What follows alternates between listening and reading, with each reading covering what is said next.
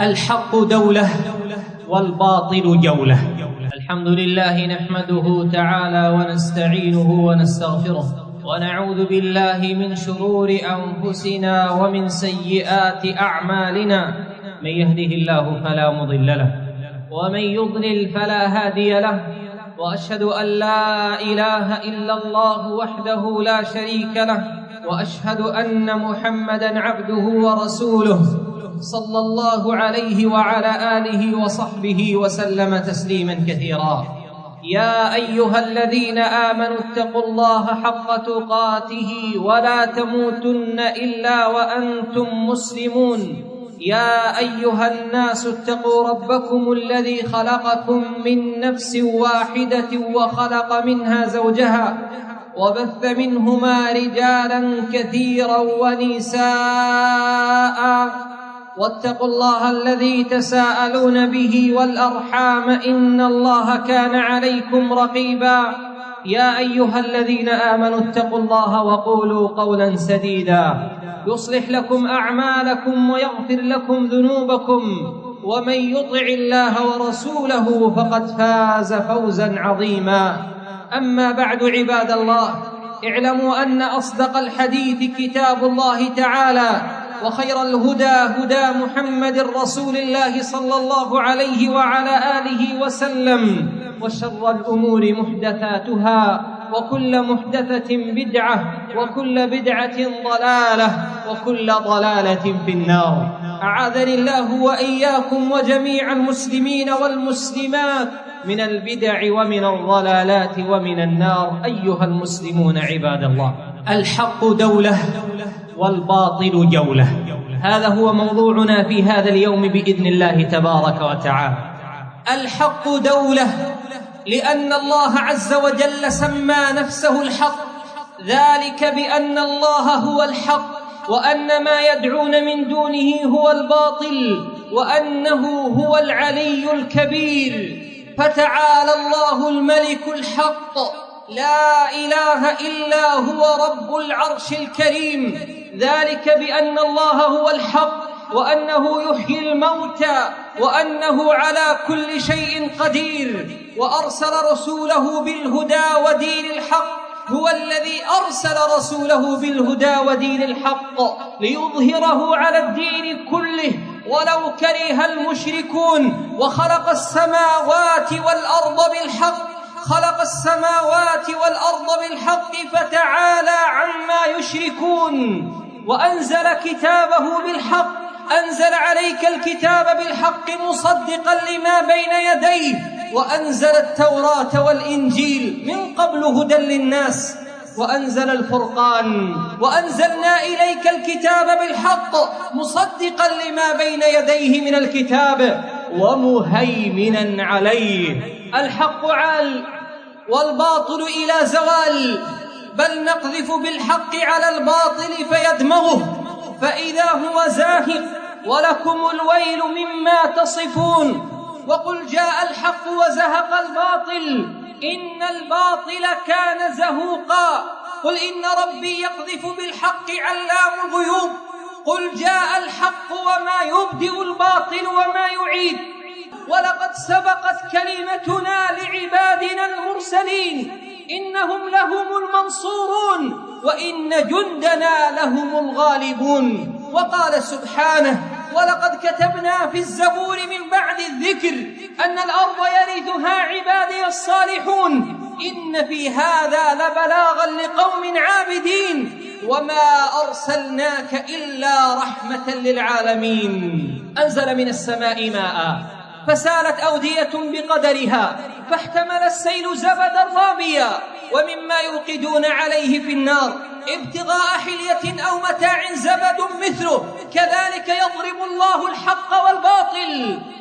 فأما الزبد فيذهب جفاء، وأما ما ينفع الناس فيمكث في الأرض كذلك يضرب الله الأمثال. الحق منصور والباطل مدحور، الحق ظاهر والباطل زائل.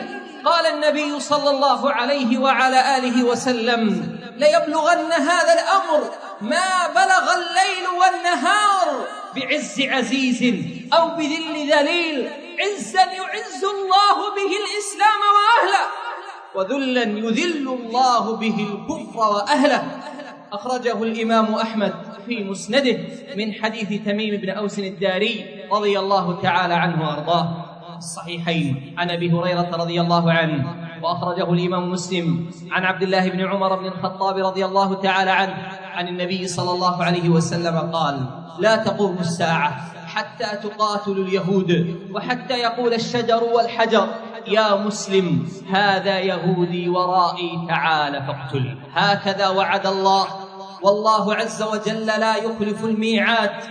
الله جل وعلا لا يخلف الميعاد يا عباد الله، فلا تظن بربك ظن سوء، فإن الله أولى بالجميل. فالله جل وعلا وعد، ووعده الحق، ولقاؤه الحق، فماذا بعد الحق إلا الضلال؟ فأنى تصرفون وأنى تؤفكون؟ فيا أيها المسلم، اعلم أن الله سبحانه وتعالى وعد، ووعده الحق جل وعلا. ومن أصدق من الله قيلا، ومن أصدق من الله حديثا. قل صدق الله فاتبعوا ملة إبراهيم حنيفا.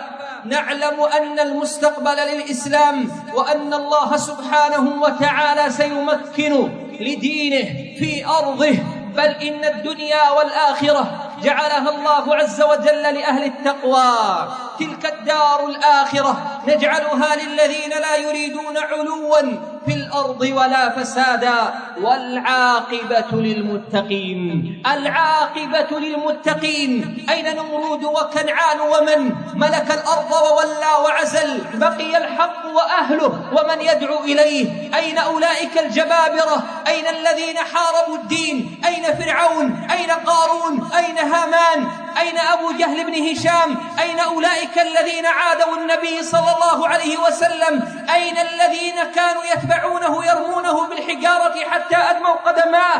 أين أصحاب أحد من المشركين الذين وصلوا إلى رسول الله صلى الله عليه وسلم؟ ذهب أولئك جميعا، وبقيت دعوة الحق. بقي النبي صلى الله عليه وسلم شامخا عزيزا، ورث تركة عظيمة ورثها العلماء، بلغوها جيلا بعد جيل، حتى وصلت إلينا صافية نقية عليه أفضل الصلاة وأزكى التسليم.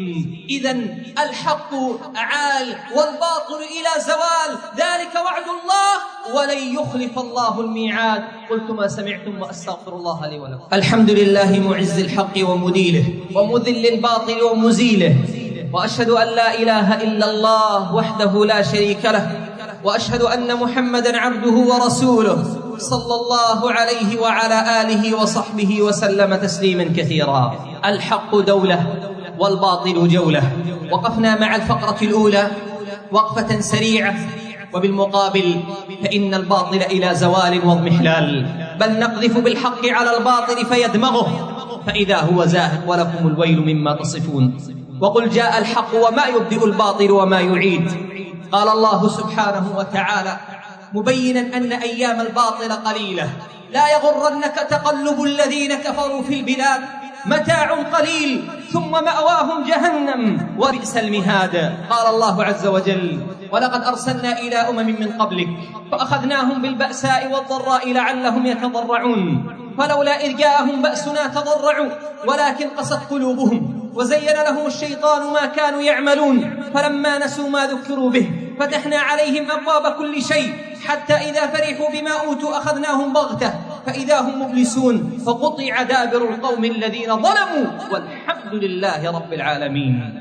وتلك القرى أهلكناهم لما ظلموا وجعلنا لمهلكهم موعدا، وكم أهلكنا من القرون من بعد نوح، وكفى بربك بذنوب عباده خبيرا بصيرا. وقال سبحانه وإذا أردنا أن نهلك قرية أمرنا متر فيها ففسقوا فيها فحق عليها القول فدمرناها تدميرا.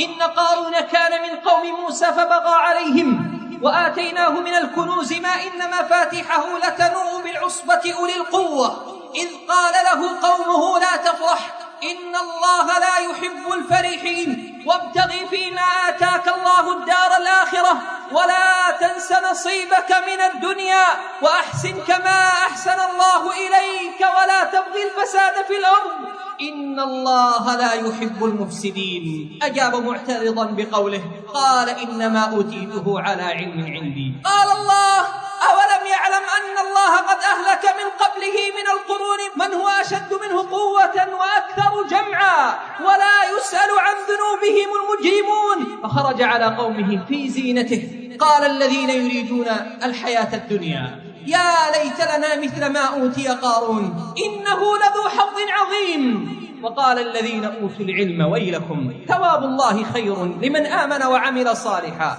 ولا يلقاها إلا الصابرون. فخسفنا به وبداره الأرض فما كان له من فئة ينصرونه من دون الله وما كان من المنتصرين. وأصبح الذين تمنوا مكانه بالأمس يقولون ويكأن الله يبسط الرزق لمن يشاء من عباده ويقدر لولا أمن الله علينا لخسف بنا ويكأنه لا يفلح الكافرون. قال الله تلك الدار الآخرة نجعلها للذين لا يريدون علوا في الأرض ولا فسادا والعاقبة للمتقين. الباطل إلى زوال واضمحلال. لقد كان لسبأ في مسكنهم آية جنتان عن يمين وشمال كلوا من رزق ربكم واشكروا له بلدة طيبة ورب غفور. فأعرضوا فأرسلنا عليهم سيل العرم وبدلناهم بجنتيهم جنتين ذواتي أكل خمط وأثل وشيء من سدر قليل ذلك جزيناهم بما كفروا وهل نجازي إلا الكفور. فالحق عال والباطل إلى زوال. الحق غالب والباطل ذاهب. الحق إلى قيام الساعة والباطل ساعة. وهكذا يا أيها المسلمون رسالة نبشر بها المسلمين أن نهاية دولة اليهود على أرض فلسطين باتت قاب قوسين أو أدنى وما الله بغافل عما يعملون. ستزول دولة اليهود ويزيل أمرها وينكس أعلامها بإذن الله الواحد الأحد تحقيقا لا تعليقا. وكذلك أخذ ربك إذا أخذ القرى وهي ظالمة إن أخذه أليم شديد. اللهم عليك باليهود الغاصبين والنصارى المعتدين. اللهم نكس أعلامهم وشتت شملهم وفرق كلمتهم ودمر عليهم كل مدمر واجعل الدائرة عليهم يا رب العالمين. أنجز لنا ما وعدتنا يا رب العالمين. وآخر دعوانا أن الحمد لله رب العالمين.